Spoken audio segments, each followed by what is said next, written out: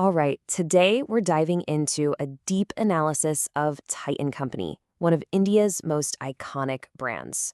We're going to explore what makes it such a powerhouse and also unpack the one big question mark that hangs over it. So let's just jump right in.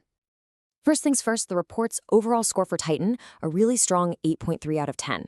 You know, a score that high tells you right away we're dealing with a top quality business. But it's not a perfect 10, is it?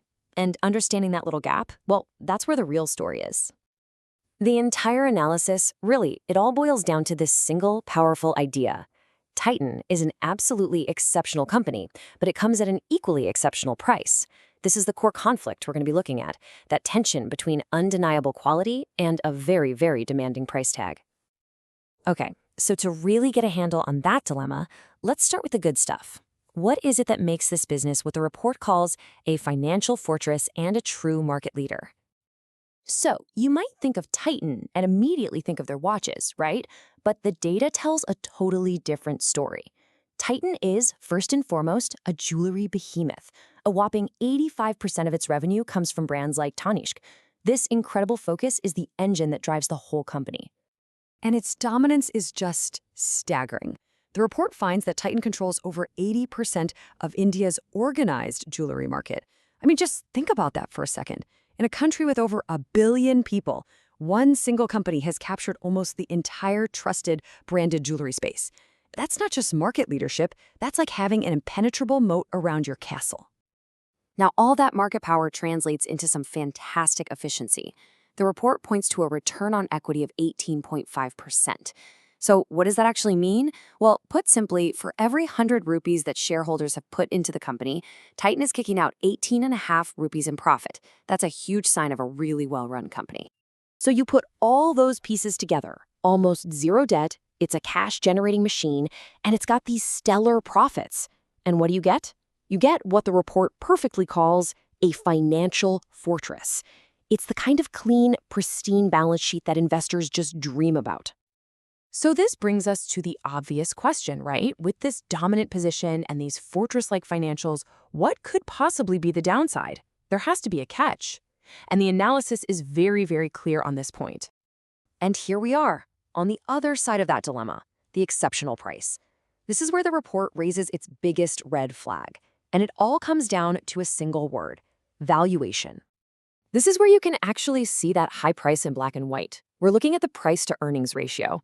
It basically tells you how much people are willing to pay for every dollar the company earns. For Titan, that number is almost 89. Its competitors, they average around 65. That huge gap, that's the premium. It's built on things you can't quite put on a spreadsheet, like the immense trust in the Tata brand and the cultural power of Tanishq. You're not just buying the business, you're paying for perfection. And that high price isn't the only thing to worry about. The report also highlights some external factors. I mean, it's a jewelry company, so big swings in the price of gold can mess with its profits. And, it's a lifestyle brand. That means it's sensitive to the economy. If people start tightening their belts, luxury items are usually the first thing they stop buying. So that begs the question, how does a company that's already so huge justify that premium price tag to investors? Well, according to the report, the answer lies in its pretty ambitious plans for the future.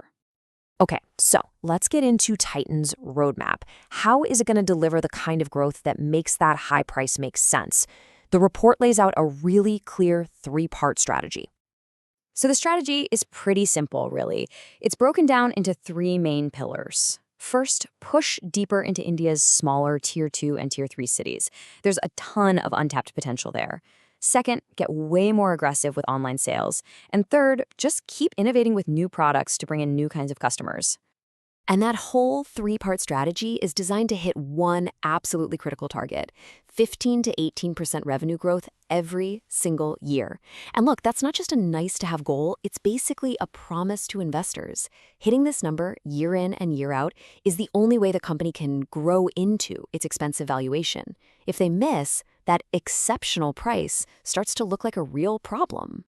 So you've got this amazing, pristine quality on one hand, and this very, very high price on the other. So how does the report's final tally actually weigh these two things? Let's get to the conclusion. The report's financial model basically shows us 3 possible futures. In a normal base case, the fair value is somewhere around 2,850 rupees.